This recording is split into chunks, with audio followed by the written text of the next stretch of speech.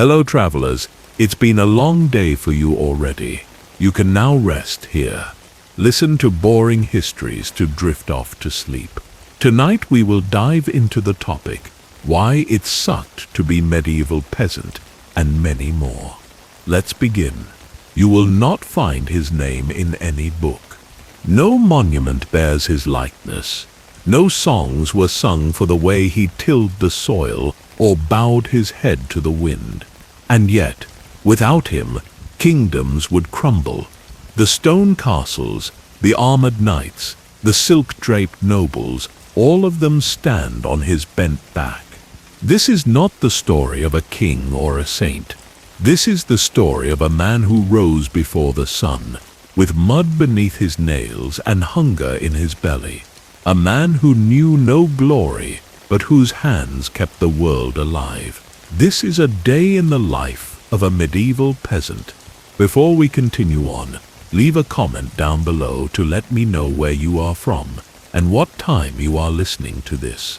Also leave a like and subscribe to the channel, but only if you enjoy what I do here. The morning does not begin with sunlight, not here, in the thatched cottages of a tiny village tucked in the folds of 13th century England. Dawn is a rumor before it is a reality, a pale blush behind the mists that cling to the ground like smoke from a ghost's breath. You are already awake before the first rooster calls, not because you chose to be, but because the cold seeped into your sleep, and the ache in your back reminded you that straw-stuffed mattresses offer little kindness. The air is damp and sour with the breath of livestock that live beneath your feet. One room, above the animals, houses your entire family, your wife, your children, maybe a parent or two if they haven't yet passed on from fever or famine. You do not own the house. The Lord does. You do not own the land you'll soon walk. The Lord owns that too. What you have is your body, aching, aging, stubborn, and time. Not much of it. Your first task is fire. It has gone out overnight, as it always does, so you kneel over ash and coax embers back into life with careful hands. Flint, steel, dry moss. You strike the spark again and again, hating the cold, fearing failure. Your wife stirs behind you, the children curled beside her, still tangled in the illusion of rest. The smoke finally curls. A sigh escapes you, visible in the air. Breakfast is a generous word for it. Porridge, if there is any grain left. Perhaps leeks boiled soft in yesterday's water. No sugar, no spice. Bread hard as wood dipped in ale so the children can chew. You don't question it. You haven't tasted sweetness in months. Hunger has a way of dulling the memory of better things. Outside, the earth waits. You are a villein, bound to this land. You work your own strip of soil, yes, but you also owe labor to the Lord. Today that labor begins. The fields are wet with spring thaw, muddy underfoot, and the plow is a rough, wooden beast pulled by the same ox you helped birth 2 winters ago.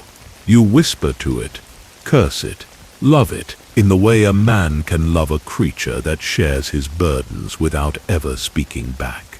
You fall into rhythm, the kind of rhythm that knows no luxury of thought.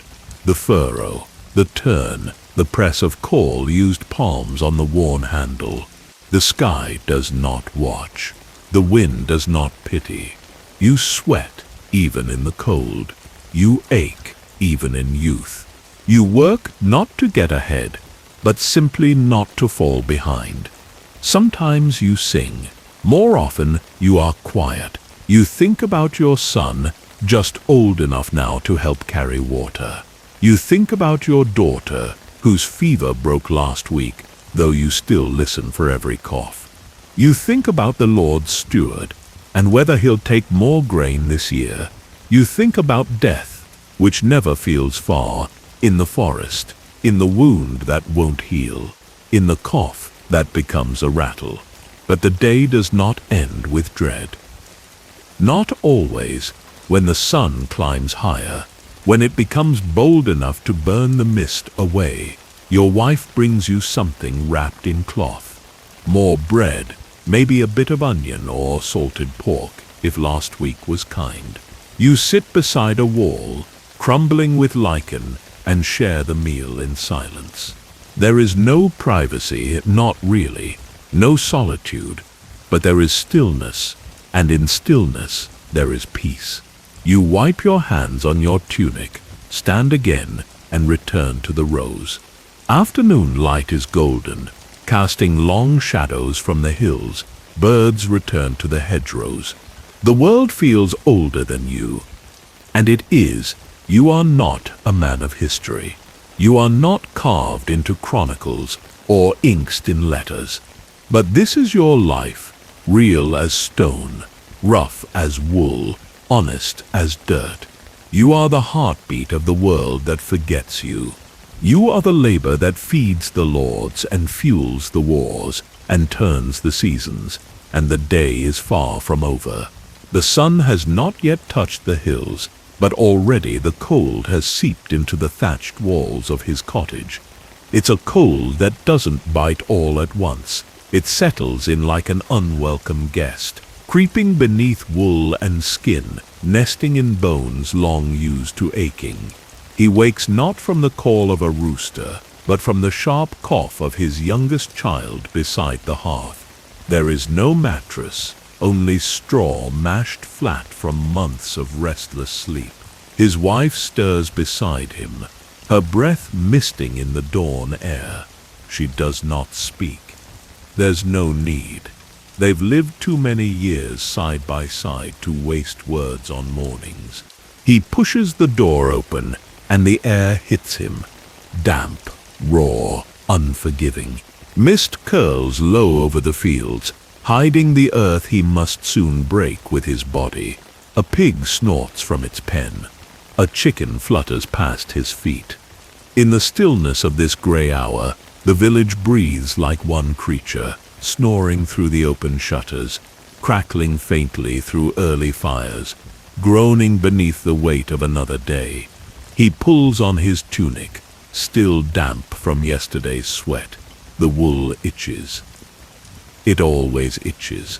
A belt of rope cinches it at the waist, where a knife hangs, not for fighting but for bread, twine, and root. His feet slide into wooden clogs, worn smooth with time. He runs a hand through his tangled hair, not to tame it, but out of habit, a gesture of readiness, of resignation. Breakfast is a scrap of dark rye bread, left over from yesterday's baking. It's hard, and it tastes faintly of ash. The children share a wooden bowl of pottage, thin and greasy, stretched with onions, barley, and hope. The wife eats last, as always, spooning the bottom of the pot for flavor.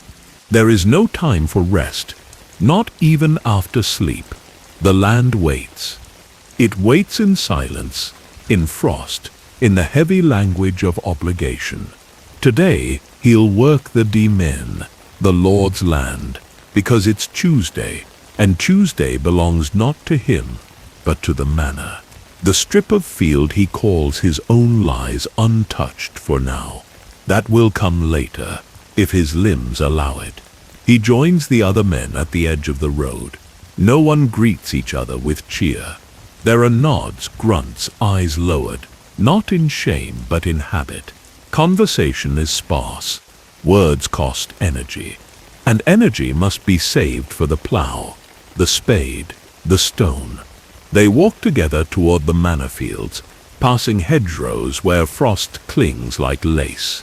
The church bell tolls faintly in the distance, not for them, but for the priest already cloaked in incense and Latin.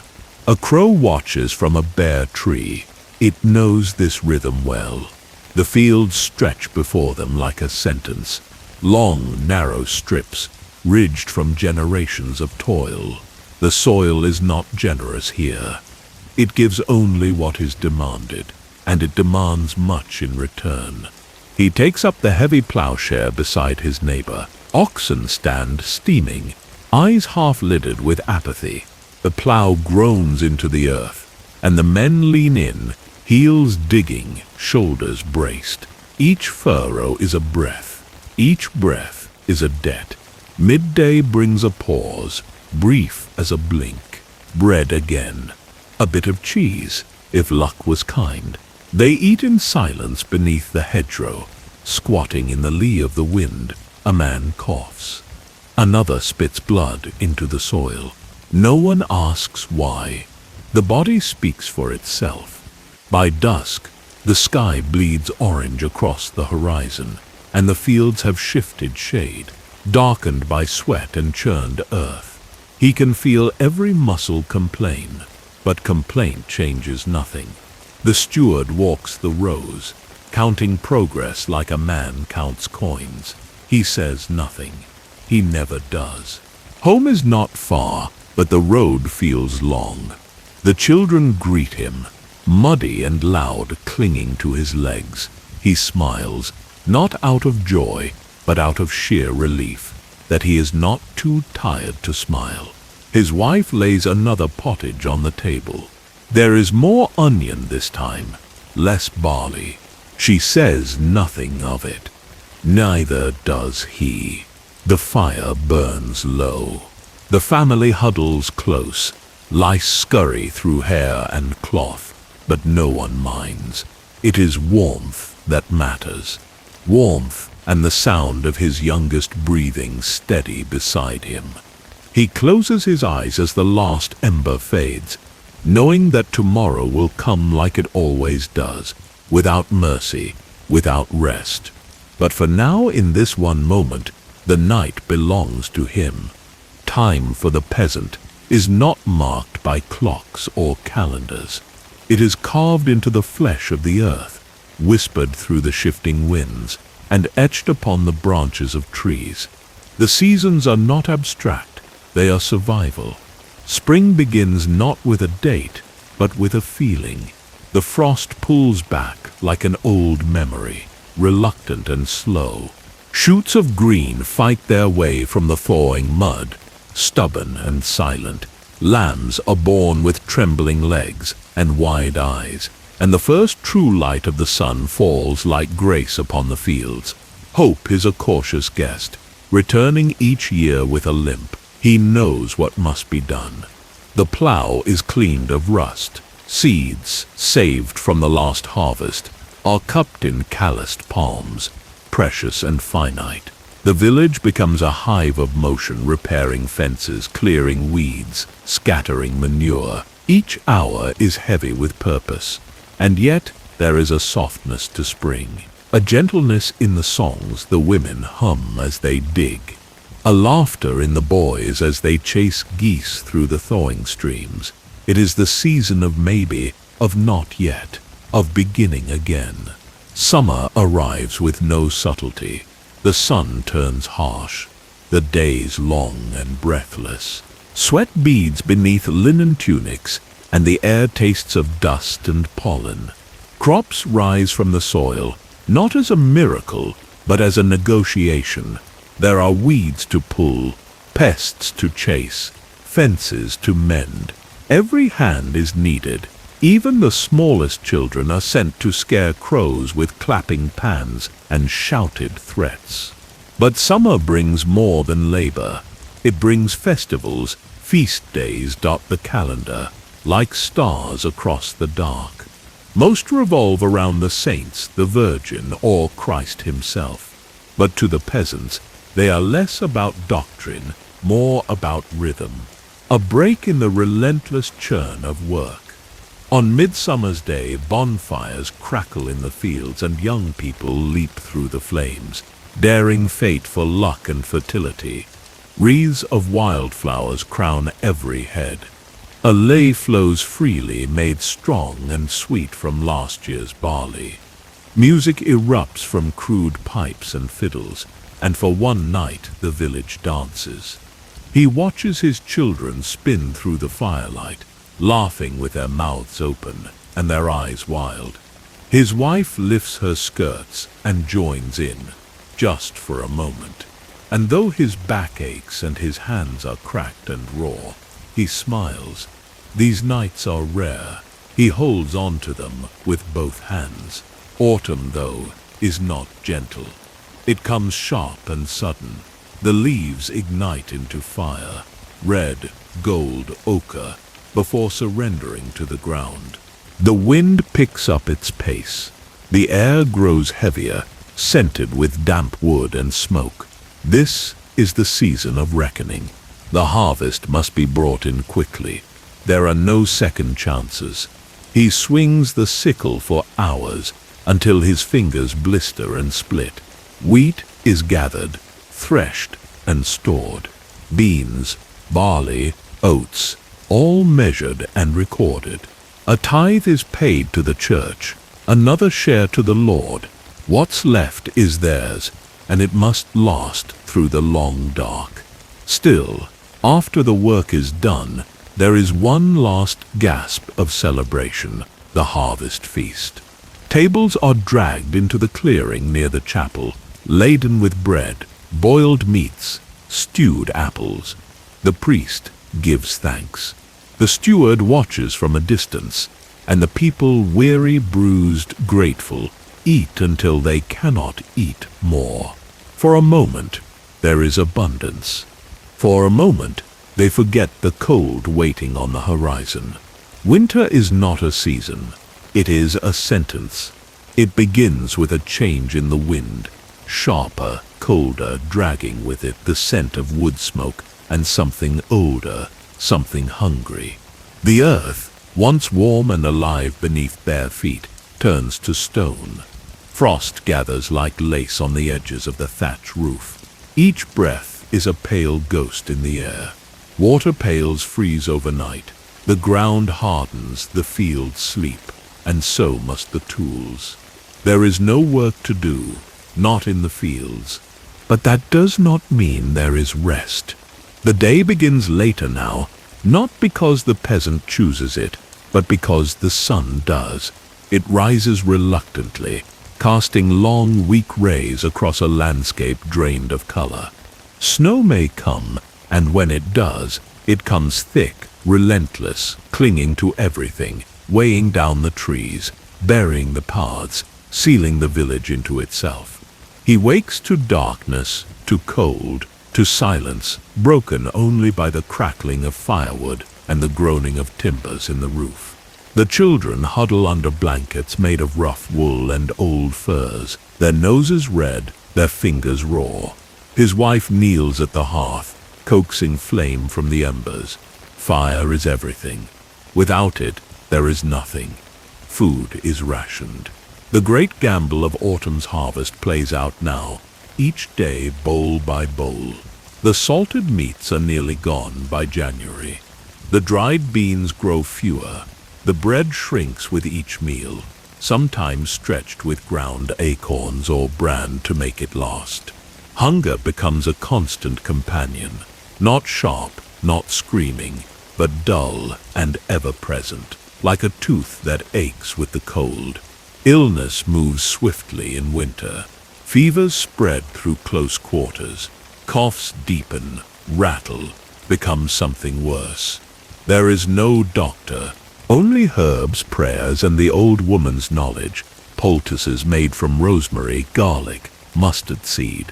Some children grow weaker, some do not wake. The family buries the smallest ones wrapped in linen, beneath a tree whose name no one speaks anymore. There are no eulogies, just silence. And the wind. Still, winter is not entirely without light. The church remains. The priest, pale and thin beneath his vestments, gathers the village when the snow allows. Inside, candles flicker against stone walls, and incense clouds the air with warmth and memory. He chants in Latin, a language the peasant does not understand, but rhythm matters more than meaning. It feels ancient, eternal, holy. On Christmas, there is something like joy. The villagers come together in the chapel, dressed in their finest, which means they're least patched. The priest tells the story of the child born in a stable poor and cold, like them. For one day there is music, bread sweetened with honey, ale brewed with care. Children smile, if only for a moment, and the fire burns high into the night. Stories are told in winter, around the hearth, after chores are done. The old ones speak of dragons sleeping in hills, of fairy women who walk the snow, leaving footprints made of frost, of saints who tamed wolves and turned fields to gold. The children listen wide-eyed, clinging to each word. Even the adults listen, not because they believe, but because believing doesn't matter. Stories are warmth too. Winter tests them, and not all survive, but those who do emerge thinner, quieter, and stronger in ways that can't be seen. When the first bird sings again in early March, when the stream begins to move beneath its crust of ice, when the first green blade dares rise through the thawing soil, the peasant does not cheer. He just nods, because the rhythm has returned. The wheel has turned once more. Now we step away from the earth and the cold, and into the invisible web that holds the village together, the relationships fragile and fierce that make up a peasant's world. In a place so small with so little privacy, nothing is ever truly hidden. The village watches you, not like a lord or a god, but like a forest full of eyes. Every word said too loud, every glance held too long, every act of kindness or cruelty becomes a thread in the endless weaving of village memory. Your neighbor is not just someone who lives nearby. He is the man who might lend you his plow when yours breaks, or who might not, depending on whether your son insulted his daughter last Michaelmas. She is the woman who helped your wife through childbirth, who passed down the recipe for the healing tea, and who told 3 other women your cow had gone dry. Relationships in the village are built from layers of duty, suspicion, debt, favor, kinship, and shared suffering. Nothing is simple. Gossip is a form of currency. A story passed from ear to ear can rise or ruin someone standing faster than a priest's sermon. Did you hear the smith's apprentice was seen at the edge of the forest with the reeve's niece? That the widow in the south hut talks to birds and keeps her windows shuttered at all hours? The truth barely matters. What matters is the telling. It binds people together through judgment, through laughter, through fear. But just as easily, kindness is remembered, a shared loaf during a bad harvest, help mending a roof after the storm, a mother who nurses another's baby when milk runs dry. These things are not forgotten. A village survives not through the strength of one man, but through the quiet, daily choice to lift each other up. That choice is tested often, especially when food is scarce, tempers are short, and memories are long. Marriage is rarely romantic. It is an agreement, a knot tied not only between 2 people, but between families, land, livestock, and obligation. A girl of 13 or 14 may be promised to a man twice her age, because he has good tools and her father is in debt. The wedding is simple, perhaps a blessing from the priest, perhaps just a shared drink before witnesses and the sealing of a promise. And yet, despite the arrangement, love sometimes grows in the soft tending of hands, the quiet understanding of labor shared, the birth of children, and the grief of their loss. Or it does not, and the household becomes another battleground, silent, simmering. Children bind families together, and yet they belong to the village almost as much as to their parents. A crying child may be scolded by any adult. A wandering boy will be grabbed by a neighbor's arm and told sharply to behave. Discipline is communal. Pride is shared. A clever girl may be praised by 5 women before she even reaches her mother's door. An unruly boy may be warned that his actions shame not only his father, but the whole name he carries. There are rivalries, of course, some rooted in ancient grudges no one remembers clearly anymore. Land boundaries blurred by old maps, insults passed down like heirlooms. Others are fresh, raw, made in the heat of a drunken night or a bitter harvest. A broken fence that was clearly deliberate, a cow that wandered into someone else's oats. Words said in anger that echo for seasons, and yet there is a kind of peace to it all. A rhythm, like the turning of the stars. The village squabbles and snarls, but it binds itself back together again and again. For when the flood comes, or the sickness returns, or the wolves howl too close to the gate, there is no lord who will help, no merchant, no knight, only the hands of your neighbors. So forgiveness becomes not just virtue, but necessity. You may curse a man in the summer, but still stand beside him in the autumn, blades raised against wild dogs or bandits. A woman may weep from betrayal 1 month, and the next bring her stew to the birthbed of her betrayer's daughter. Everything is tangled, and everything is connected. Even the outcasts, the ones who do not quite belong, play a role. The hermit, who lives near the edge of the woods and speaks only to crows. The healer woman with eyes too sharp and a tongue too cruel. The man with the burn scars, who flinches from every voice.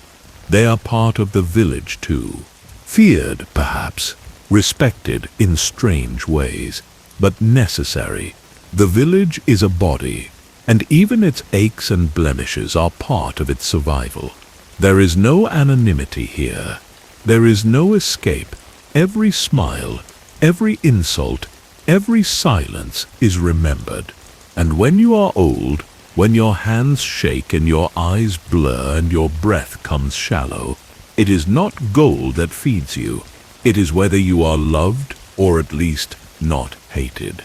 Let's step now into the soul of the village, into the rituals, the rhythms, and the beliefs that give meaning to the mud and sweat of daily life. For a medieval peasant, faith is not separate from survival, it is survival. And the world is alive with spirits, saints, curses, and blessings. The church bell rings before the sun crests the hills. Not every day, but often enough to mark time the way stars mark the sky. Mass is not a choice. It is an anchor. Even if you cannot understand the Latin words, even if you have never read a page of the Holy Book, the rituals are familiar, carved into your bones by repetition. The smoke of incense, the rise and fall of chants, the lifting of the host, these are not mysteries to solve, but mysteries to belong to. Your world is built on a ladder of holiness. At the top, God watches, distant perhaps, but constant.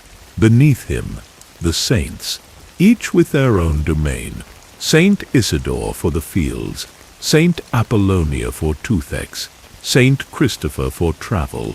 Their icons are worn smooth by the fingers of the desperate. Then the priest, the village shepherd, flawed like any man, but still the gatekeeper to grace. And then you muddy-footed, callous-palmed, sinning daily and confessing weekly, hoping for forgiveness more than you fear punishment. Holy days break the year into fragments. Some are grand, Easter, Christmas, Michaelmas, marked by special food, feasts, if the harvest was kind, and laughter that feels like sunlight on the soul. Others are quiet, a saint's feast, a local celebration, a prayer whispered to ward off storms. These days offer a brief escape from toil. Children play harder, songs drift through fields, and even the sternest faces seem to loosen with ale and bread.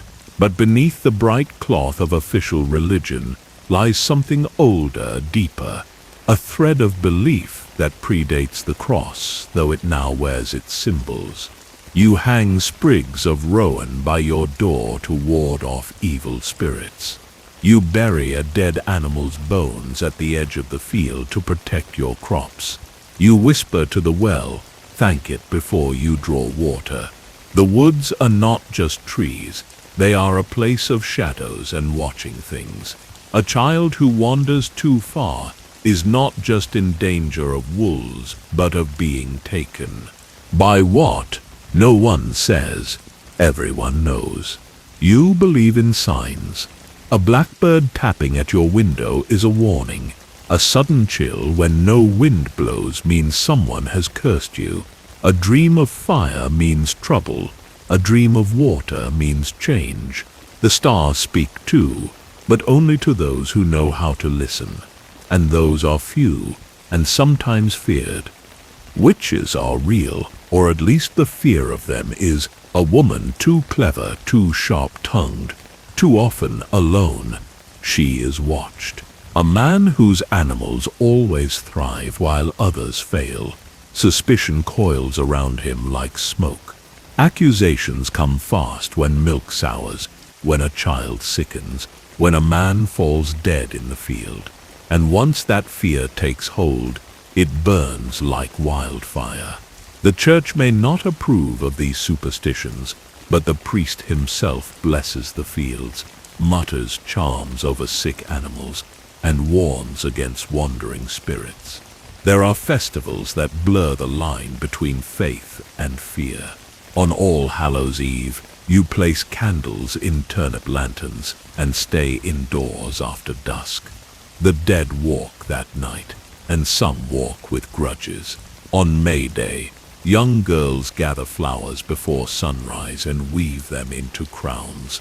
The Green Man is welcomed, not with his name, of course, but with dancing and laughter that stretches deep into the soil.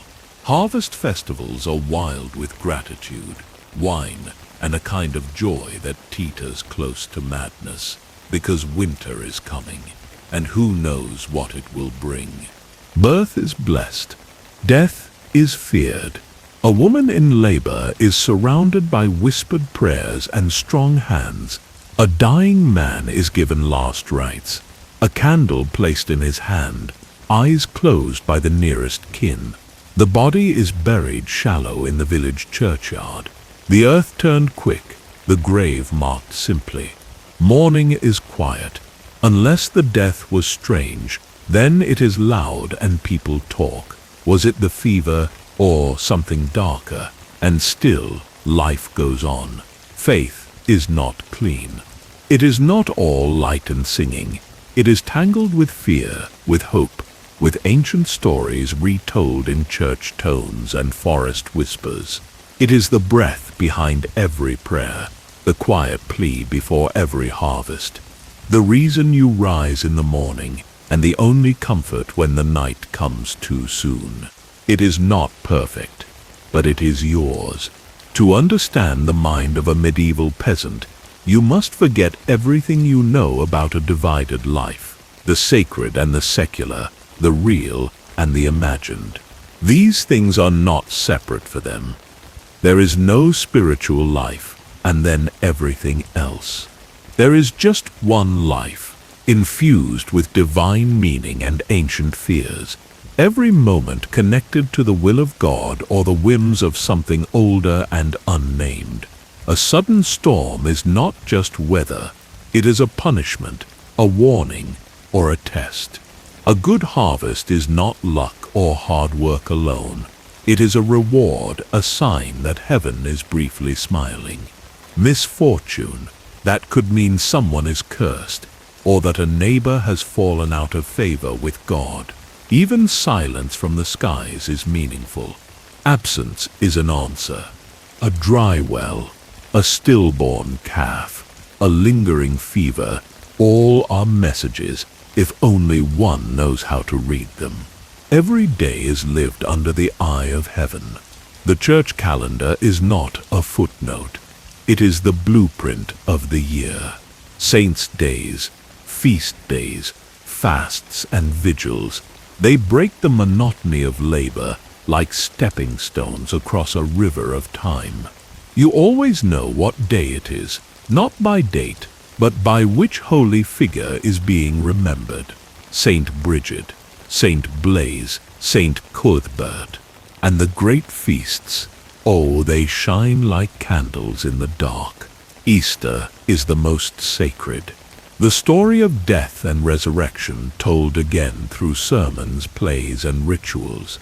The fasting of Lent beforehand sharpens the joy of the feast like a blade. You dress in your best tunic, freshly washed, if not freshly mended, and share bread and laughter with your neighbors. The air smells of roasted meats, and for once there is more than enough to eat. It is a holy kind of gluttony, permitted, even blessed. Christmas is a time of warmth, even in the bleak midwinter, not warmth from weather, but from company. You decorate with holly and ivy, the green things that defy death. A great log burns in the hearth, and songs echo through the village. Children carry small gifts made by hand. A loaf, a carved whistle, a red ribbon. You may not understand all the rituals, why you burn certain herbs, why you never speak certain names, but you perform them because your father did, and his father before him. Then there is May Day, ostensibly a celebration of spring and the Virgin Mary, but it carries a wildness older than the church. The young men raise a maypole, and girls with flower crowns dance in circles. There is wine, laughter, and a strange energy in the air, half joy, half danger. Some disappear into the woods and return with flushed cheeks and tangled hair. Babies born 9 months later are joked about, but no one keeps count too closely. Superstitions cling to every corner of life, stubborn as ivy on stone. A horseshoe above the door wards off ill spirits. A pinch of salt over the left shoulder turns away bad luck. If your bread falls crust down, someone in the house will fall ill. You never thank someone for passing the salt. You never name a child after someone recently dead. Not too soon, or the soul might confuse itself and linger. These aren't jokes. These are rules. Break them and risk the consequences. You might carry a charm, a bit of bone, a carved cross, a dried herb tied with red string, to protect against the evil eye. If someone looks at you with jealousy or ill will, you feel it, in your stomach, in your bones. That's the eye. And once it takes root, no poultice can cure it. Only a blessing, only a priest or a wise woman, if the priest is powerless or uninterested. The line between saint and sorcerer is not always clear. A relic, a bone fragment of a martyr, a piece of cloth soaked in the blood of a holy man, is powerful, but so is a stone found beneath a lightning-struck tree, or a feather plucked from a bird that landed 3 times on your roof. Faith and fear walk hand in hand, and the church, while ever present, cannot reach into every shadow. That is where older beliefs live, not always spoken aloud, but never forgotten. When illness strikes, it is seen as a trial, or a curse, or a sign of impurity. Some suffer quietly, hoping that repentance will bring healing.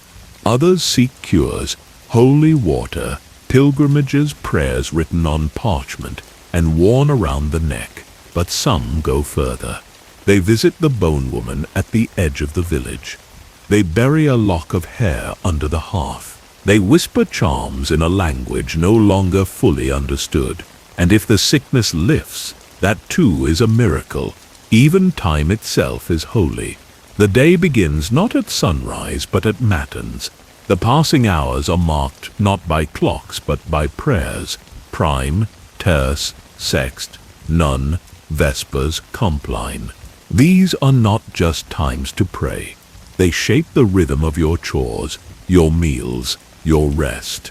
You work in the daylight, but your spirit orients itself to bells and blessings. You do not question whether the world is enchanted. You are part of it. You are inside it. Every rustle of leaves, every dream, every twitch of an animal's ear could be telling you something, if you only listen carefully enough. And so, as you walk back from the fields, the sun low and the shadows long, you whisper a short prayer. Not because you were told to, but because this is a world filled with invisible things, and some of them are listening. Let's now journey through the darker, more desperate edges of a medieval peasant's life, where survival often felt like a battle against the very forces that seemed to control their fate. The harsh winters, illness, and hunger, which lingered like an ever-present shadow. This is the realm where faith alone could not always offer protection, and the struggle for life was measured in cold winds and empty stomachs. The warmth of the hearth is a fragile thing in winter. As the days shorten and the wind begins its relentless howl across the plains, the peasant's home is less a sanctuary and more a battleground.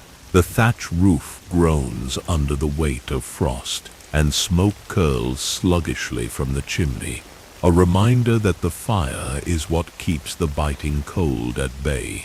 The walls, thick with mud and straw, are the only barrier between you and the winter's cruel embrace. But the cold isn't the only enemy you must face. Hunger, too, comes creeping in with the frost.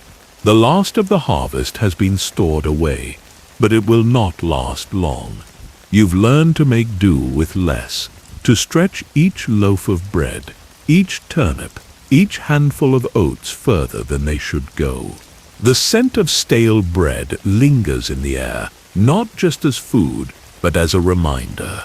A reminder that you are always on the brink of losing everything.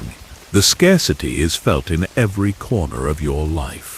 The cattle, thin from the lack of fresh pasture, huddle together, their ribs visible beneath their shaggy coats. The pigs, usually round and content with their scraps, are sluggish, their bellies not as full as you would like. The chickens have stopped laying, and the milk has thinned to a watery trickle. There is no abundance to feed your family, no surplus to carry you through the months ahead. What you have is a meager gift from the earth and the grace of the heavens, but sometimes grace feels like an empty promise. On a bitter winter's morning, when the frost coats everything in a crystalline veil, you make your way to the barn. The work must go on, and you cannot afford to idle. Even when the wind seems to cut to the bone, you tend to the animals as best you can, your breath visible in the icy air. Each task is a small victory, each core a battle won against the inevitable decay of winter. But you know, deep in your heart, that even the hardest work may not be enough. Winter is a silent predator, moving in the shadows. You can feel it in your bones as it wraps itself around your thoughts. The frozen ground will not give. The frost will not break. The food will run out. And when it does, there is no one to turn to but your neighbors, those who are also scraping, also struggling. Charity is rare, and generosity often has a price. Even when your stomach growls louder than the wind, there is pride to uphold. To take too much, to beg, it is a shame no one will speak of, but everyone will feel when the hunger sets in. It becomes more than a physical sensation. It gnaws at you, not just in your belly but in your soul. There is no escape from the emptiness. Every glance at your children's faces brings guilt, and every evening when the fire dies down to nothing but embers, you wonder if there will be enough warmth to last the night. And still, you pray. You pray not because you believe it will feed you, but because it is the last tether to something greater than yourself. A prayer to Saint Isidore, the patron saint of the harvest, seems like an act of rebellion against the harshness of the world. You kneel at your doorstep, the chill seeping into your bones, and you ask for help, for mercy, for a miracle. Maybe the saints will hear. Maybe your whispered plea will carry beyond the walls of your home and be heard by the one who watches from above, or maybe not. When sickness strikes, there is no room for pride. If fever spreads quickly through the small cottages, a cough turns into something worse. And with each illness, the fear sets in, not just for the suffering, but for what it means. Illness in a time of hunger is a death sentence. The weak are taken first. It's always the old, the young, the ones who have already known too much hardship.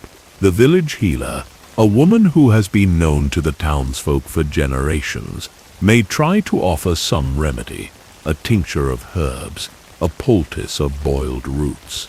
But often, her remedies are little more than comfort, a gesture to stave off despair. Medicine is not an exact science, and the line between healing and superstition is a thin one. Some will drink the broth, some will wear charms, some will place their hopes in the hands of God.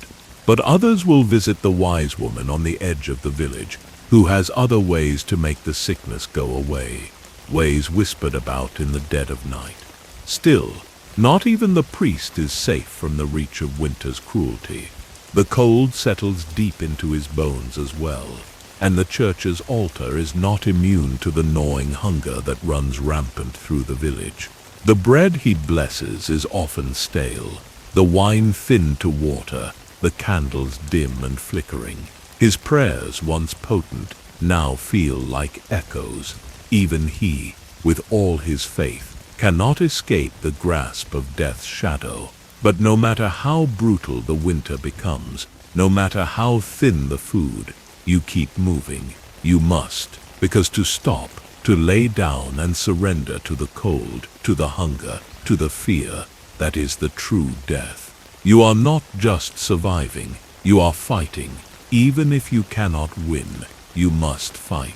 The will to survive is not just a battle against the physical world, but against the fear that would claim you long before death ever does. The first stirrings of spring come quietly, as if the earth herself is uncertain whether to trust the thaw. The snow begins to melt, its icy grip loosening just enough to reveal the cold, damp ground beneath. It's a subtle change at first, almost imperceptible, but for the peasant it is a signal, a shift, a breath of promise. The ground that was once frozen solid with winter's rage now begins to soften, and the first shoots of green creep their way through the mud, daring to reach for the sun.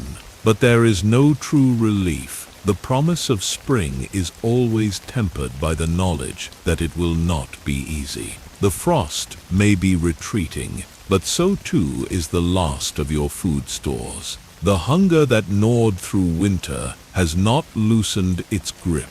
The meager stores of grain and dried meat are nearly gone. The cattle, having grazed too little during the lean months, are still thin, their coats shabby from lack of care. The chickens have started to lay again, but not nearly enough eggs to feed your family, let alone sell. You spend the early days of spring trying to coax life from the reluctant earth. The soil is heavy, sodden with the weight of the season's melt, and even the simple act of planting feels like an act of faith. Faith that the seeds will take root, faith that the rains will come, faith that the sun will shine long enough to coax the crops into growth. The work is grueling. The plow, a heavy and cumbersome thing, requires your full strength, and even then, it often sinks into the mud, struggling to break the earth that is still chilled by the remnants of winter. But you press on. You have no choice. The barley must be sown, the oats must be scattered, and the vegetables, carrots, leeks, onions, must be placed in the softening earth. Each seed is a prayer, a plea to the gods of nature. asking them to help you in your most desperate hour. For in the spring, hope and fear are two sides of the same coin. The weather is unpredictable. One moment, the sky is clear and bright, promising warmth, and then just as quickly, dark clouds roll in, filling the air with the promise of rain, or worse, a storm. You can never fully trust the weather, for it can shift from a gentle spring shower to a violent thunderstorm in a matter of moments. The wind howls, the rain lashes against your back, and you work through it all, not because it is easy, but because it is necessary. The children, once trapped indoors by the cold, are eager to be outside. They are wild with the freedom that spring promises, running barefoot through the muddy fields, picking wildflowers, and chasing after the animals that are beginning to roam the meadows again. They are a reminder of why you continue, not just for the survival of yourself, but for them, for the future they represent. But spring, too, brings its dangers. The land may begin to show signs of life, but so too do the insects, the rodents, and the pests that can ruin your crops before they even have a chance to grow.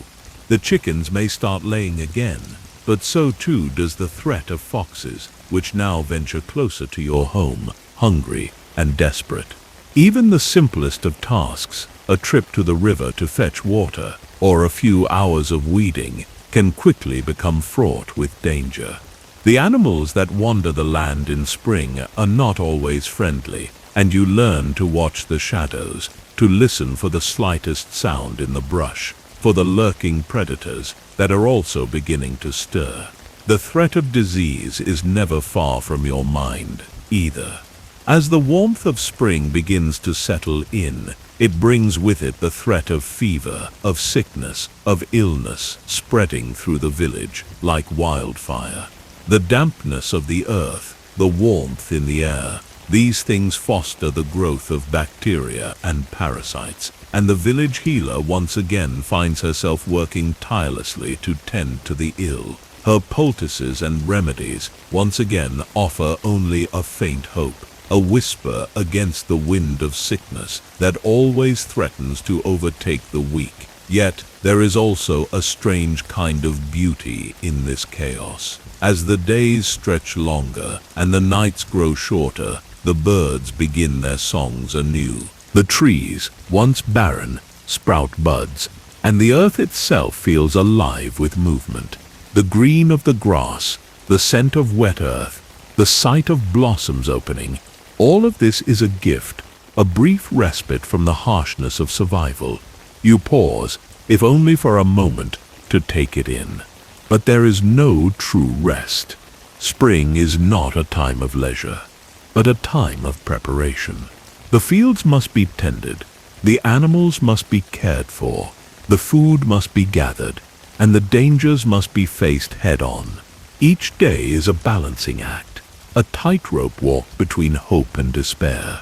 The future is uncertain, always hanging in the balance. And yet, despite it all, you press on.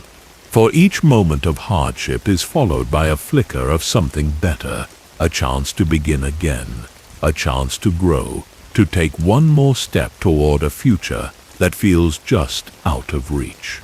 The sun will warm the earth, and with it, the crops will grow.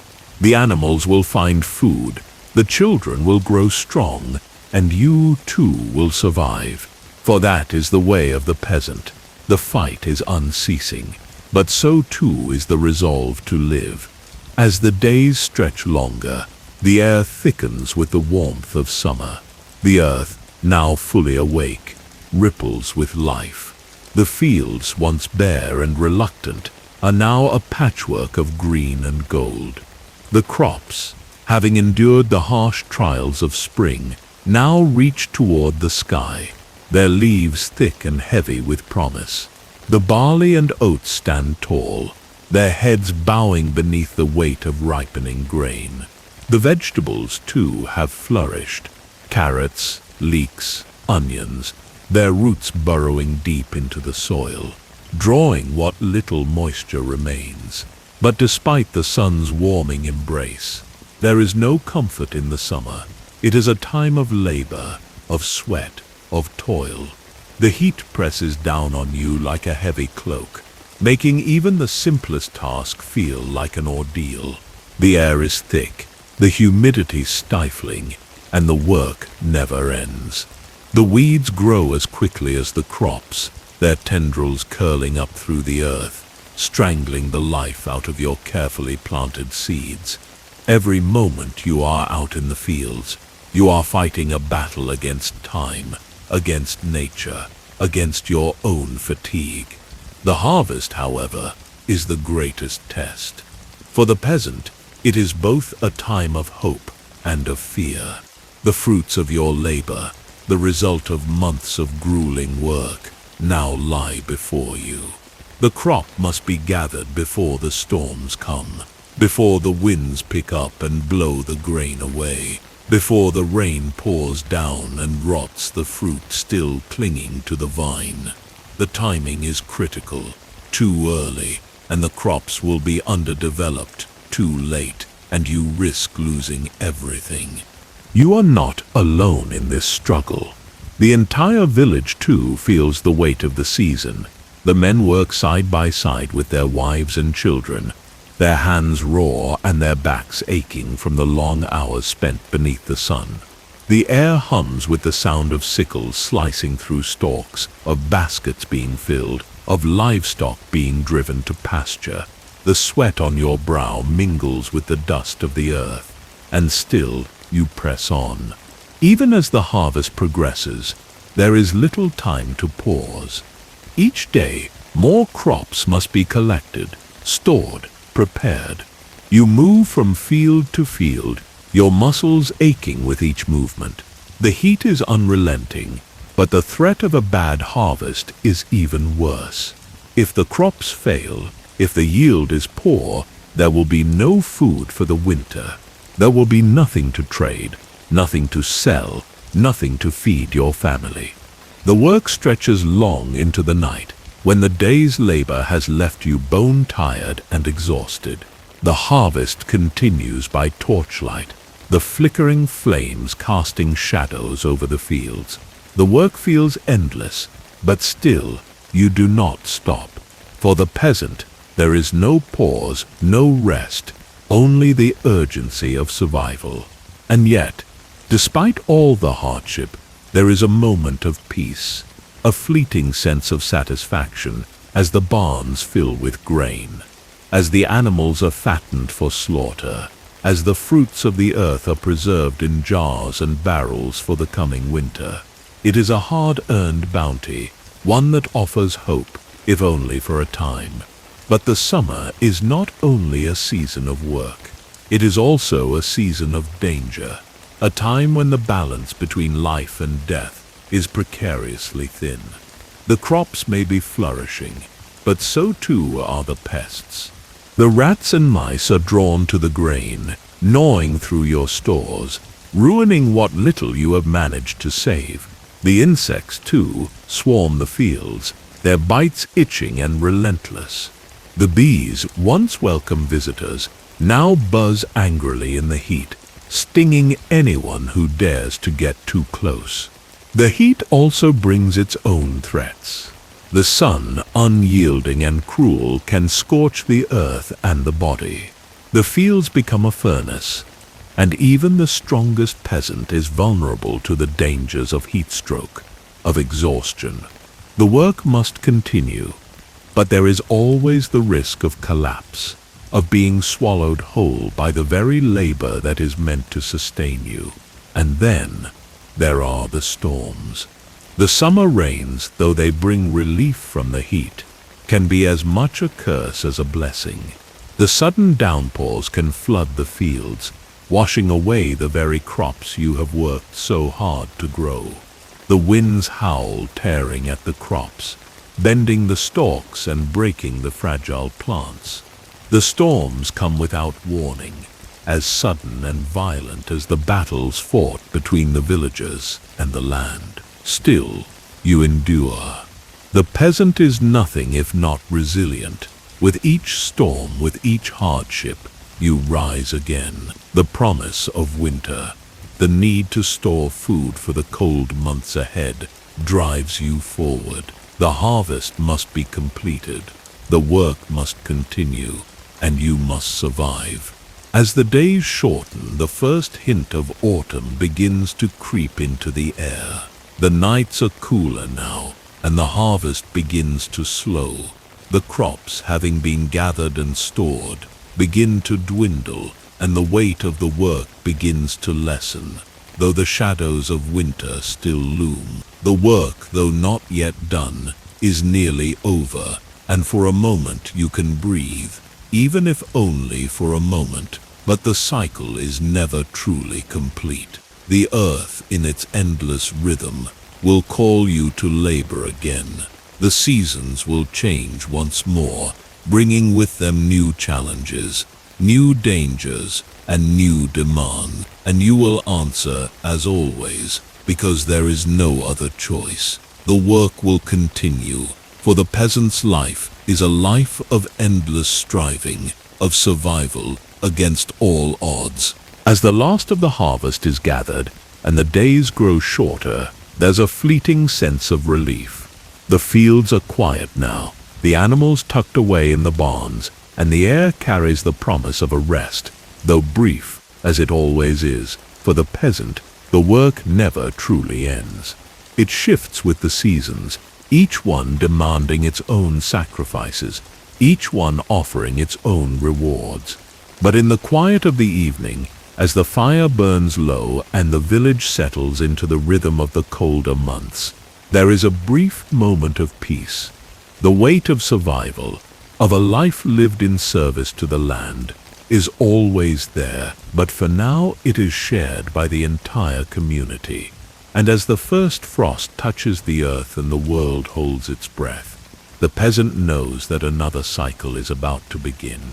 For in the end, survival is not just about the work, it is about the perseverance, the connection to the land, and the unyielding strength that binds each life to the one that came before. It is, as always, a life of endurance, and somehow in that enduring there is meaning. The cycle continues, the work waits, and with each new dawn, the journey begins again.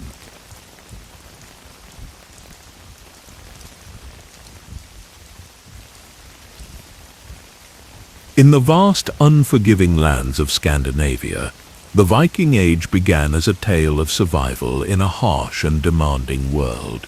A world where winters were long and cruel, and summers short, but filled with the promise of life. The landscape itself, dominated by towering fjords, dense forests, and rocky highlands, molded the people who called it home. This rugged backdrop forged a people who were both resilient and fiercely independent. The Vikings were born from the wilds of nature, and their very existence was defined by the need to thrive in an environment that demanded constant adaptation and strength. The cold, rugged land. The Viking settlements were small, scattered across the land, often isolated from one another by vast stretches of wilderness. A typical village, nestled between a dense forest and a winding fjord, would have seemed almost invisible to anyone unfamiliar with the region. The homes were longhouses, simple yet functional, built from timber, stone, and thatch. Inside, the hearth burned brightly, offering warmth and light in the cold darkness of the northern winters. The walls would be adorned with tapestries depicting gods and myths, tales of heroic deeds that were passed down through generations, embroidered into the very fabric of the culture. The Vikings were primarily a farming people. The land, though difficult to cultivate, was their lifeblood.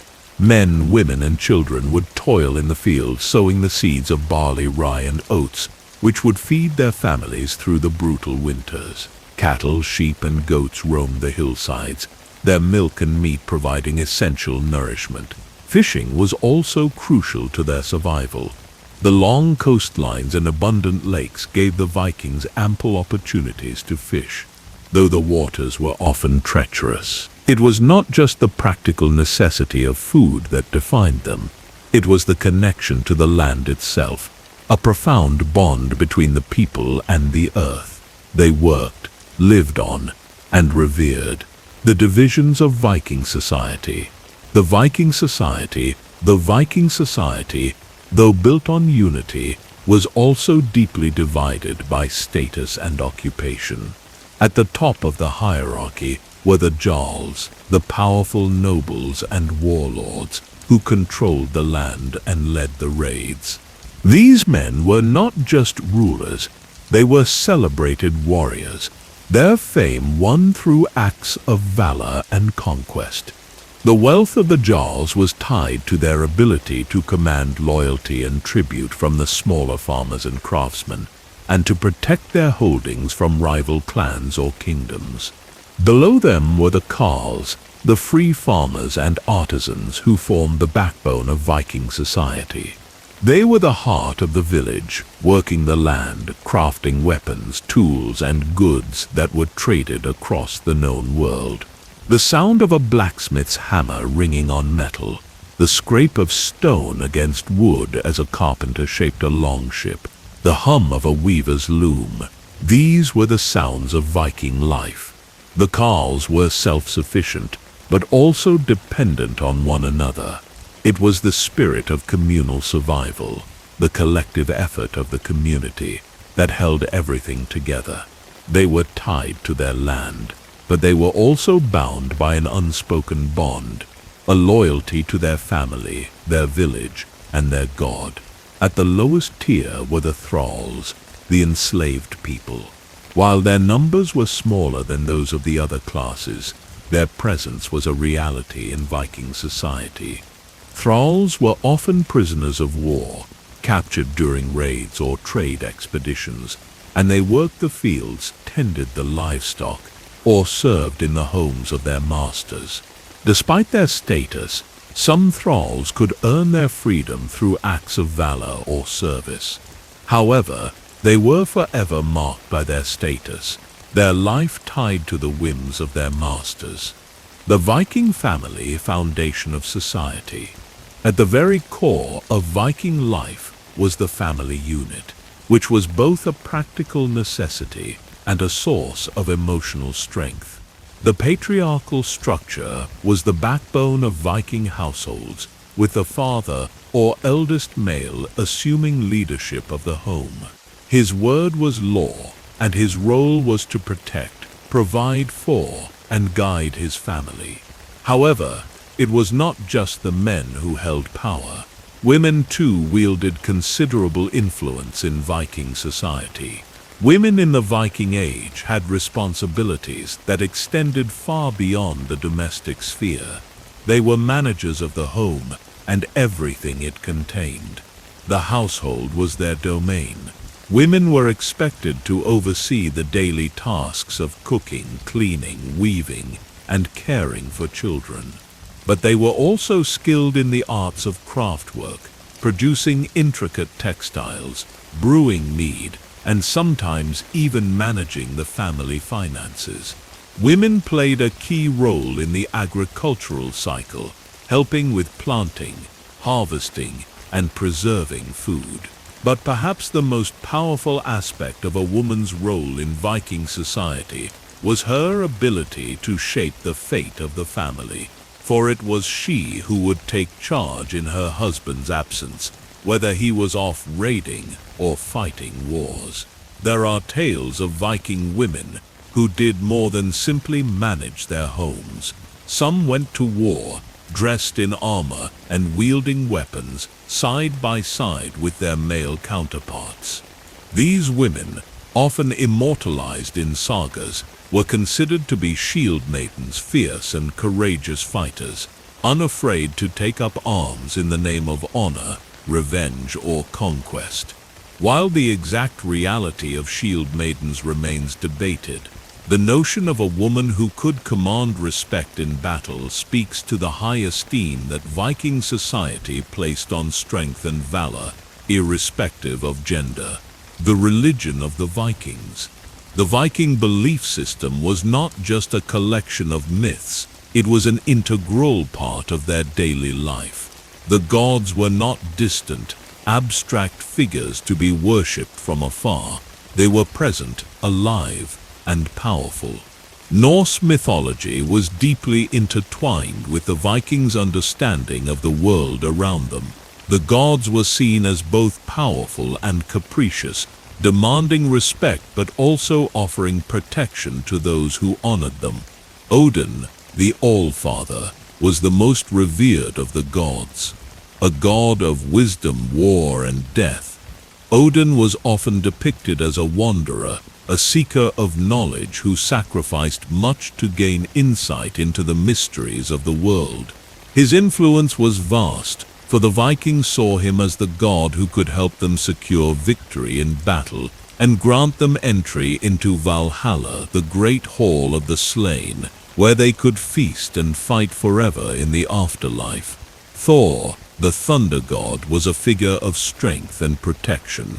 With his mighty hammer Mjolnir, Thor was believed to defend both gods and men from the forces of chaos and destruction.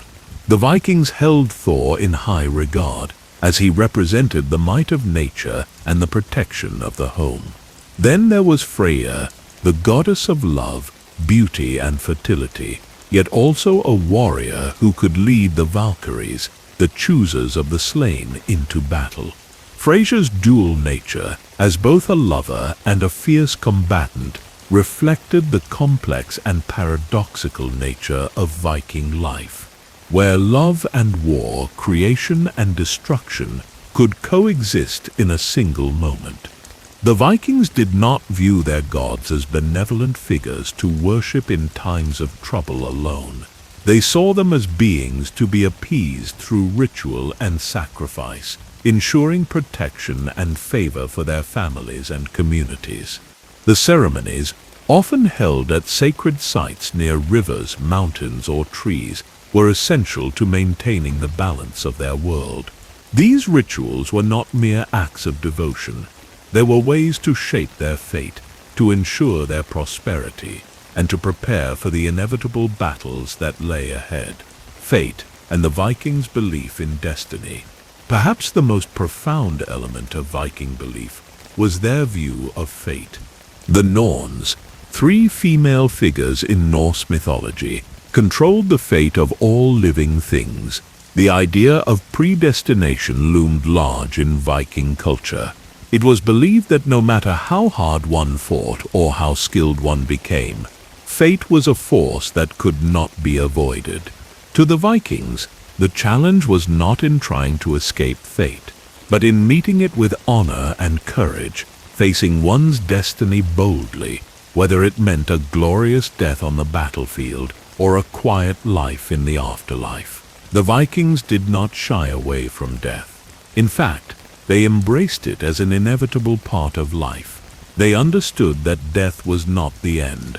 It was simply another passage. The warrior who fell in battle would be honored and rewarded with a place in Valhalla, while those who lived and fought bravely would achieve their own form of immortality, forever remembered in the sagas and stories passed down through the ages.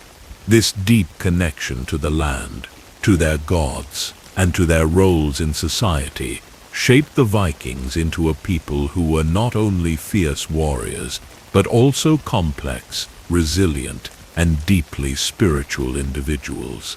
They forged a legacy that would echo through the centuries, carried by the stories of gods and heroes, warriors, and shield maidens as they journeyed through the world. The Vikings were not merely raiders, they were survivors, explorers, and craftsmen whose lives were woven into the very fabric of the earth they inhabited. The Viking raids and exploration were the heart of what we now call the Viking Age, a period that stretches from the late 8th century to the early 11th century. The Vikings, masters of the seas, were not simply raiders and conquerors. They were also visionaries and explorers who shaped the course of history, in ways that echoed far beyond their shores. The Call of the Sea, a bold new age of exploration.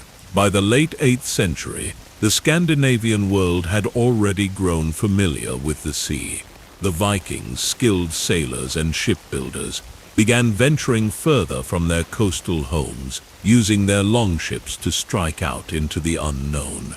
The longship was a vessel of incredible design, sleek, fast, and versatile. With its shallow draft, it could navigate both open oceans and shallow rivers, making it the perfect tool for both raiding and exploring. The longship, with its dragon-headed prow cutting through the water, symbolized Viking prowess and daring. Each ship was a community of warriors, a group of men bound by loyalty to their leader, their clan, and to one another. These ships could carry up to 60 men, equipped with weapons like axes, swords, and spears, as well as the determination to conquer whatever lay ahead. The very sight of a Viking longship on the horizon struck fear into the hearts of coastal towns and villages, for these ships were not just harbingers of doom. They were symbols of an era of unchecked ambition and unstoppable aggression. It was in 793 that the world truly saw the beginning of the Viking Age. The first recorded Viking raid occurred on the remote island of Lindisfarne, located off the northeast coast of England. The monks of the Lindisfarne monastery lived a peaceful life, secluded from the outside world, their existence devoted to prayer and study. They had little expectation that a brutal force would descend upon them with such ferocity.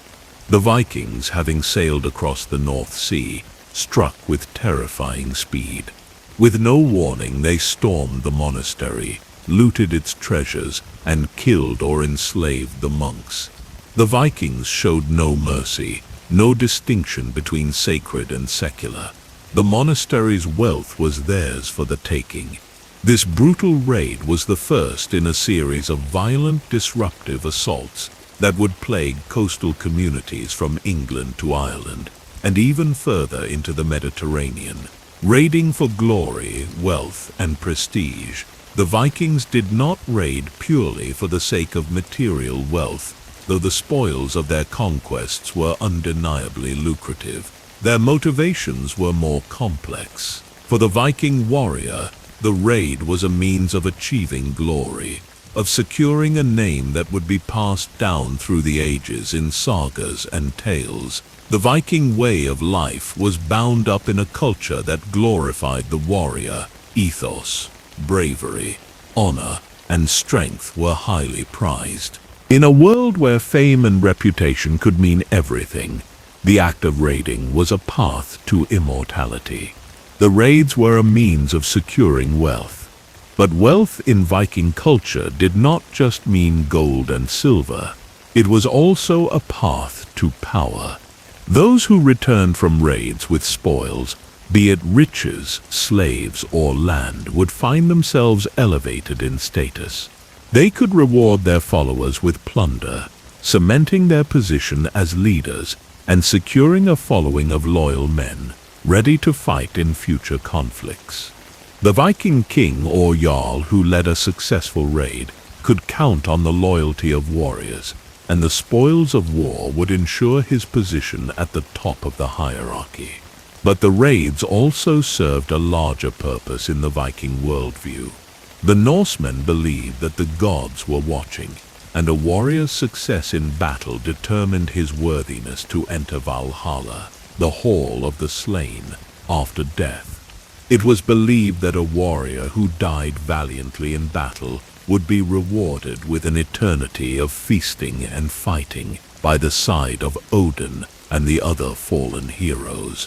For this reason, Viking raids were not simply acts of conquest. They were spiritual quests, a means to ensure a place in the afterlife.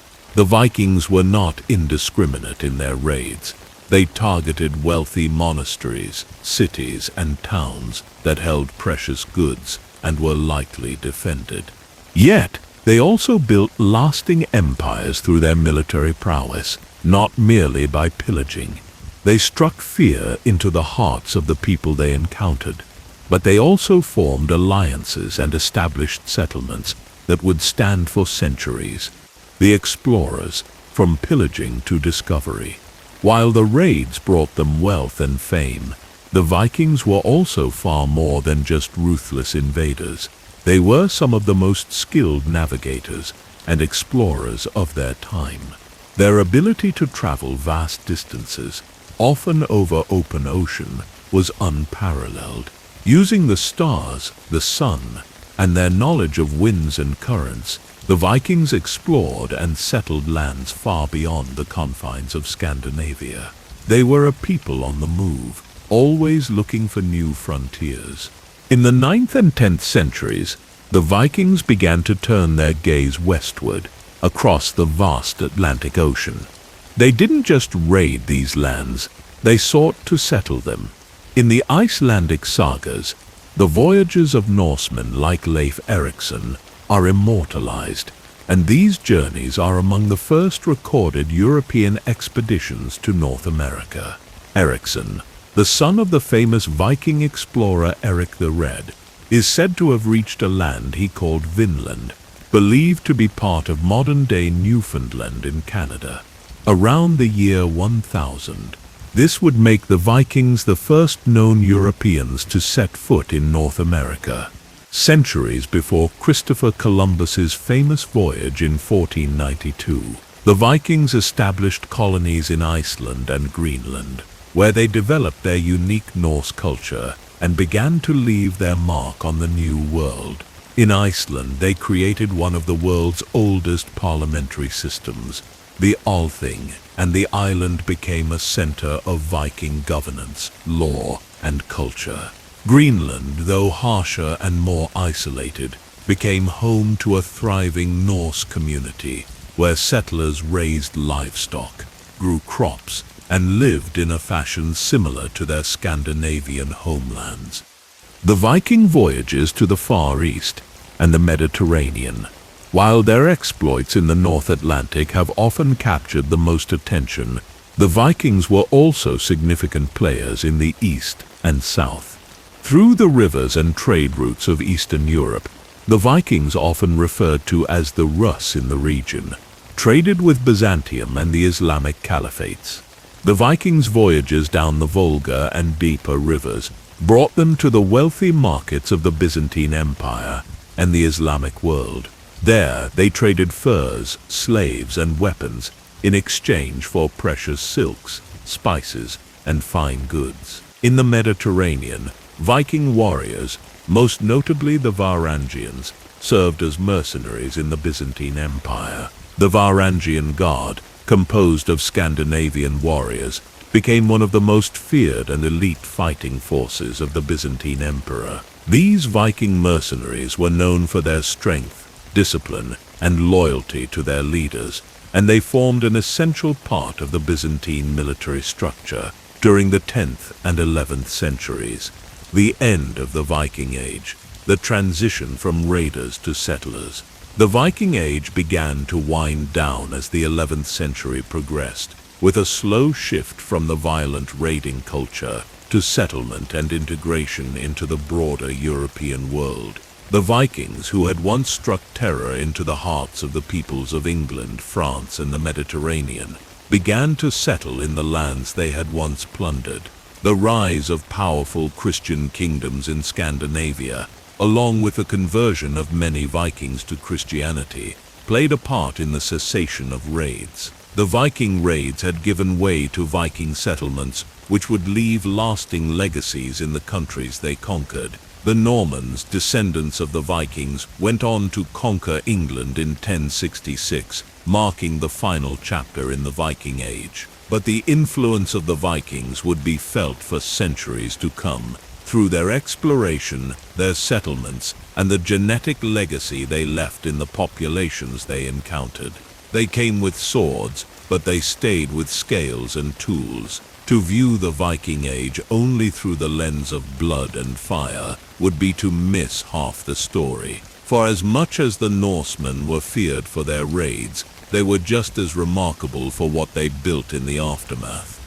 The networks they wove across continents, the settlements they forged out of ash and stone, and the cultural bridges they laid between worlds that had once seemed so far apart. The merchant beneath the warrior's helm, from the fjords of Norway and the forests of Sweden to the plains of Denmark, the Viking world was always connected to the sea. But not every ship that left its harbor was destined for battle. Many were laden with goods, heavy sacks of furs harvested from northern forests, glimmering amber plucked from the Baltic shores, fine iron forged in Scandinavian hearths, and slaves taken from raiding parties or bought in faraway lands. These goods formed the lifeblood of an emerging trade network that stretched further than most would imagine. The Vikings sailed not only west to raid, but south and east to trade.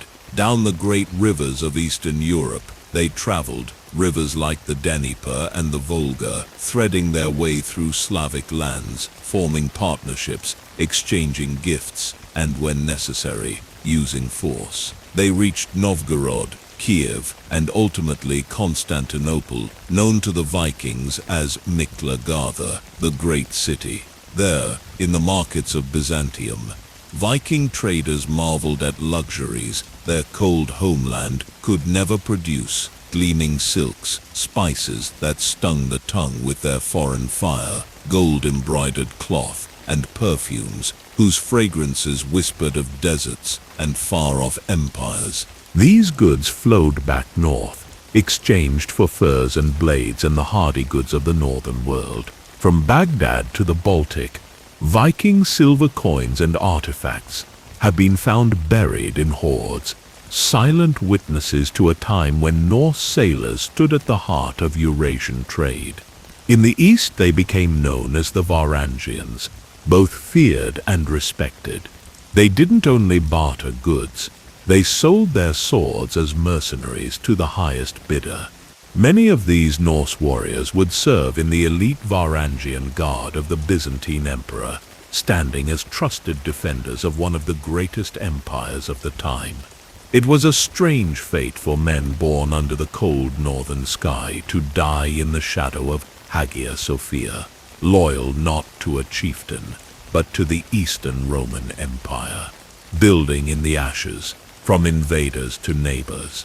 But trade was not the only path the Vikings pursued. Where they landed and conquered, they often stayed. Settlements took root like weeds after fire, fast, tenacious, and hard to remove. After the chaos of initial raids, order followed. Villages became towns, and towns grew into regional powers. In England, the Vikings carved out a portion of the land for themselves, the Danelaw, a region where Norse law, language, and culture held sway. In cities like York or Jorvik, as they called it, Scandinavian influence became a permanent feature of daily life. Here, Viking and Anglo-Saxon mingled through trade, marriage, and shared hardship. Over time, the lines between the invader and the native blurred. In Normandy, a coastal region in modern-day France, a Viking chieftain named Rollo accepted land from the Frankish king in exchange for protection and loyalty. His descendants, the Normans, would in time become more French than Norse, but they never forgot their origins. A century later, it would be a Norman, William the Conqueror, who crossed the Channel and took the English throne, bringing with him not just a new royal line, but echoes of the Viking legacy. Further east, in what is now Ukraine and Russia, Vikings didn't just trade, they ruled. These Rus, a name that may itself derive from the Norse word for rowers, established the foundations of a powerful state. Kievan Rus, with centers in Novgorod and Kiev, the Rus became intermediaries between the Norse world and the Islamic and Byzantine civilizations to the south. Viking leaders became Slavic princes, and their warrior bands transformed into courts and administrations, and still they sailed further. Some believe they reached as far as the Caspian Sea. Their trade was vast, and their legacy remains in the languages, coins, and customs of the regions they touched. Assimilation without erasure. As they settled into new lands, the Vikings didn't impose their culture by brute force alone. They assimilated, but not by forgetting who they were. They learned new tongues, converted to Christianity, and began to wear the garb of the peoples they lived among. Yet they carried with them fragments of home's stubborn pieces of their heritage that endured in subtle but lasting ways. They brought with them their systems of law, flexible, oral, and community-based. Chief among these was the Althing, a kind of proto-parliament, where disputes were resolved, laws were recited and amended, and decisions were made not by a monarch, but by consensus and voice. In Iceland, this practice would form the backbone of one of the oldest parliaments in the world. Even far from home, the Norse found ways to preserve the rhythms of their governance. Art, too, remained distinct.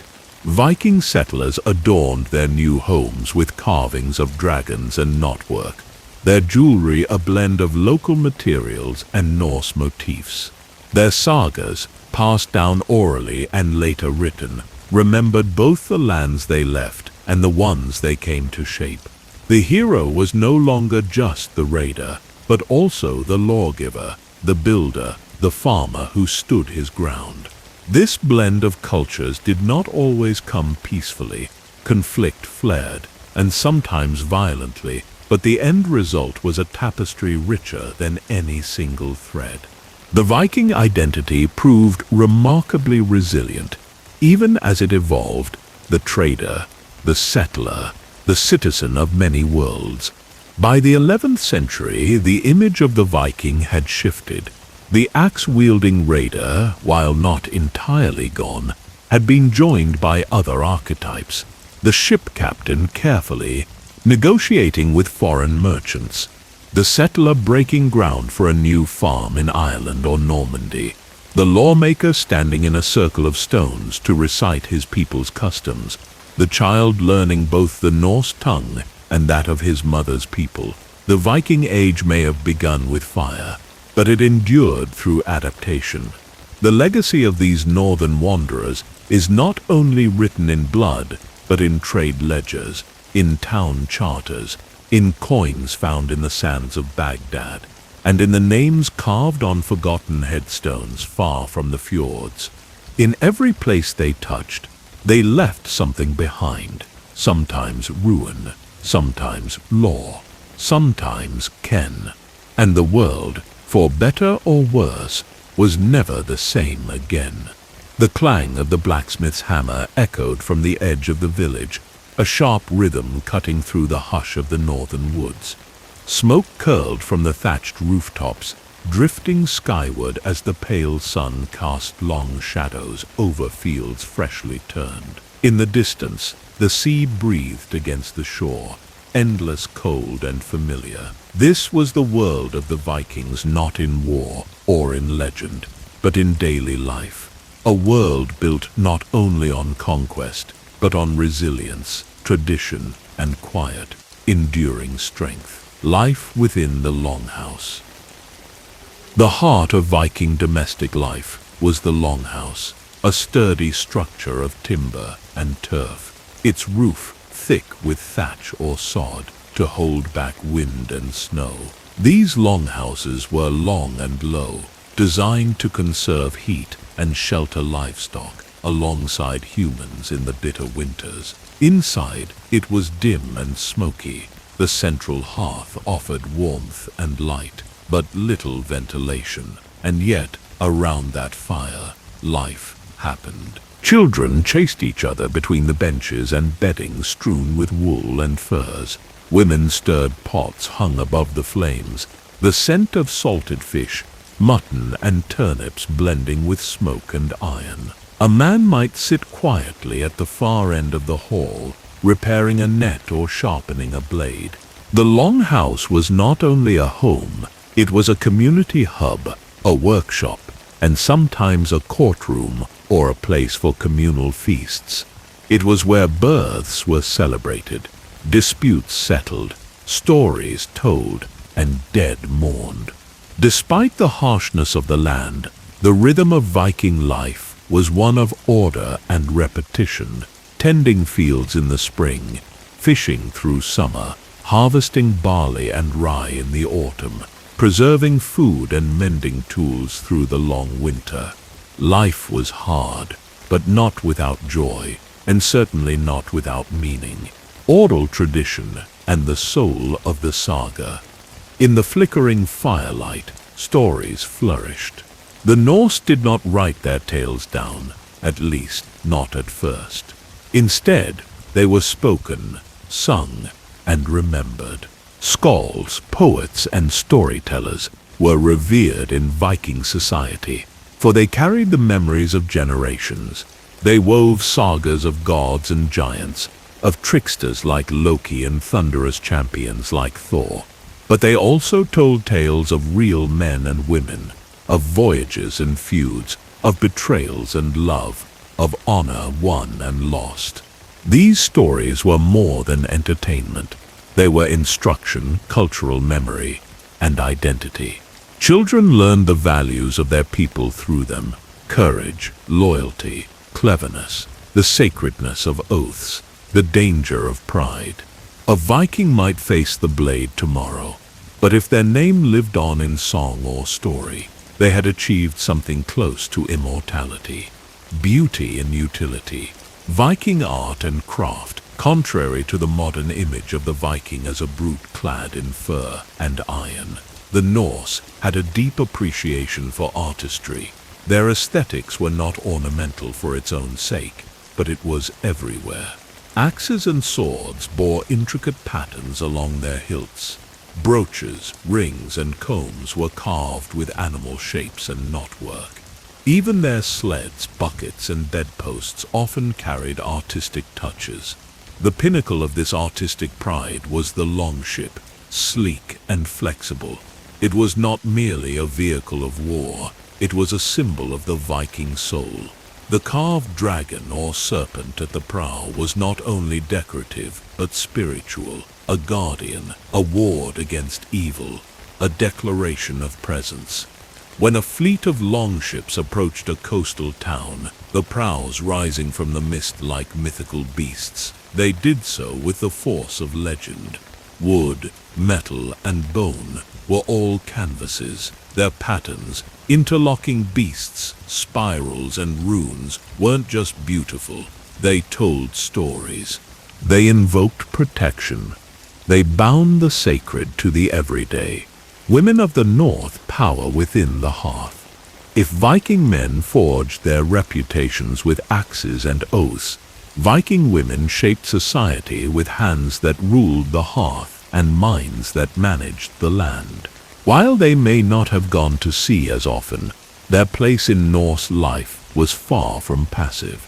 A woman in Viking society could own property, inherit land, and manage wealth.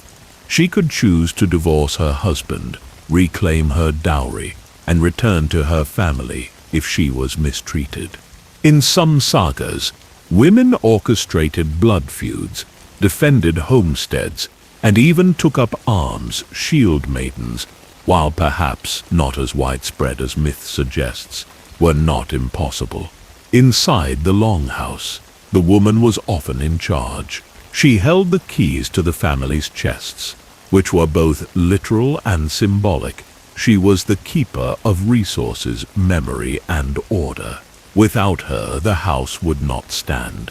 Marriage, in Viking society, was not simply romantic. It was contractual, political, and strategic. Women brought dowries, and marriages often united families, clans, or even rival settlements. But once in the home, her voice carried weight. And in times of absence, when the men were away raiding or trading, she became the de facto head of the household, making decisions that would affect not just the family, but the community. Faith, ritual, and the world unseen. Though the gods did not walk the earth, their presence was everywhere. In the wind, in the thunder, in the glint of a raven's eye. Norse belief was not confined to temples or texts. It was lived, breathed, feared, and honored daily. Small household shrines were dedicated to gods like Freya, Odin, and Thor. Offerings of food or objects might be left at sacred trees or stones. Runes were carved not just for language, but for magic, for protection, for fate. Death was not the end, but a threshold. A warrior who died with honor might go to Valhalla, the hall of the slain, where he would feast and fight until the world ended. Others might go to Folkvanger, the meadow of Freyr, or to Hel, a realm of rest and stillness, not torment. The afterlife depended not just on how one died, but how one lived and how one was remembered. The cycle of life and death was woven tightly into daily living. The gods were part of every harvest, every hunt, every storm weathered. And so too were the Norns, the fates, who spun the thread of every life, even those of the gods themselves. The daily life of a Viking was not heroic in the mythic sense. It was mud and frost, sweat and fire, childbirth and hunger, song and silence.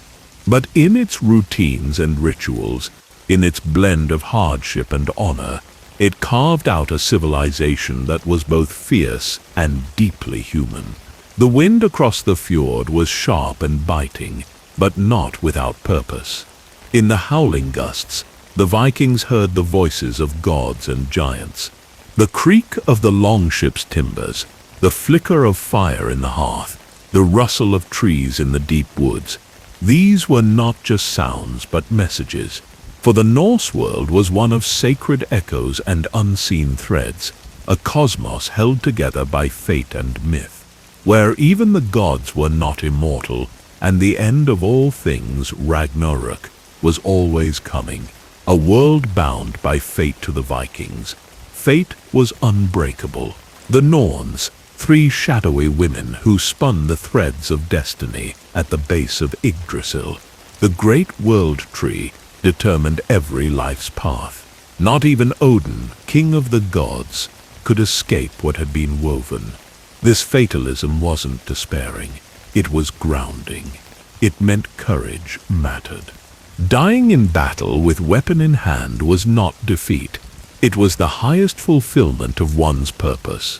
A warrior who fell bravely might be chosen by the Valkyries, divine shield maidens, to ride to Valhalla, Odin's hall, where he would feast, fight, and prepare for Ragnarök.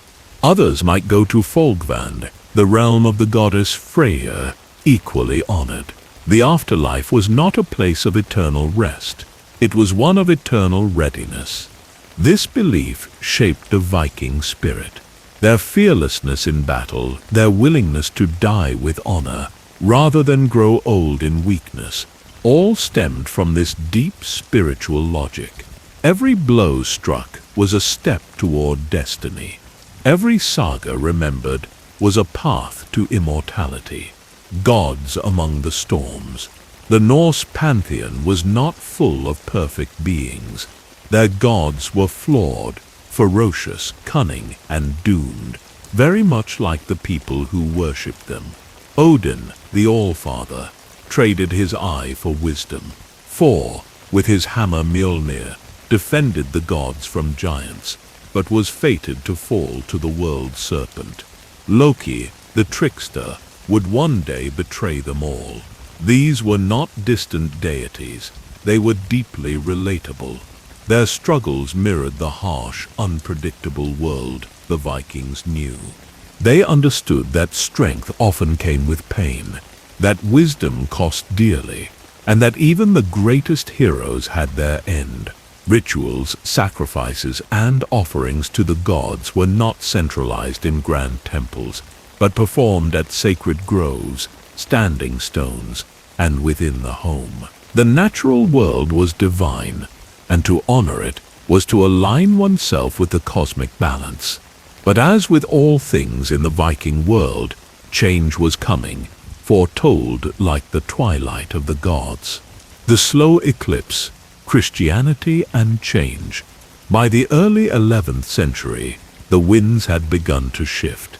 The once scattered clans of Scandinavia were beginning to unite under centralized monarchs, and with them came a foreign god, a god who did not share the fire and fury of Odin, but offered forgiveness, salvation, and peace. Kings like Harald Bluetooth of Denmark, who famously took the cross and spread the faith through his kingdom, and Olaf II of Norway, who not only converted but enforced Christianity with both sword and sermon, led a cultural transformation that was as political as it was spiritual. Churches were built, pagan shrines were torn down. Missionaries arrived, not with longships, but with books and icons. Conversion was not instant. In many places, Christianity and Norse paganism coexisted, sometimes within the same household. A man might pray to Christ in church and still leave offerings to Thor when setting sail. But the tide was rising. Over generations, the old gods faded into legend, their altars abandoned, their names remembered in story, but no longer invoked in ritual. The final shores, end of an age. As Scandinavia embraced Christianity and kings consolidated their power, raiding declined. The economies of the Norse world shifted. Wealth came through trade and taxation rather than plunder. Longships were docked and the warrior bands gave way to organized armies and laws. Viking exploration, too, slowed. Greenland remained on the map, but voyages to Vinland were eventually abandoned. The fragile settlements couldn't hold against the cold, the distance, and the growing Christian influence back home. North America would sleep in silence, its Norse presence a whisper in time. The Normans, descendants of Viking settlers in France, would leave their own mark on history, culminating in the conquest of England in 1066, a strange twist of fate, where former raiders now crowned kings. In the east, the Kievan Rus, shaped by Norse traders and warriors, grew into a powerful medieval state and laid the groundwork for what would become Russia. And yet, though the sails were lowered and the axes sheathed, the Vikings never truly disappeared. A legacy in blood and bone. The bones of the Viking Age lie beneath the soil of Europe, in ship burials, in carved stones, in jewelry, weapons, and runes etched on crumbling rock. But they also live on in language, in place names, in lore, and in bloodlines. Genetic studies show Viking ancestry stretching from Ireland to Ukraine. Their legacy endures not only in the tales they left behind, but in the very fabric of the lands they once roamed. The Viking Age ended not with a cataclysm, but with a transformation. From raiders to rulers, from pagans to kings under the cross, their story became part of the foundation of medieval Europe. And though their gods may have fallen silent, the spirit of the North still echoes in the frost-touched forests and along the empty fjords. Their age is gone, but not forgotten.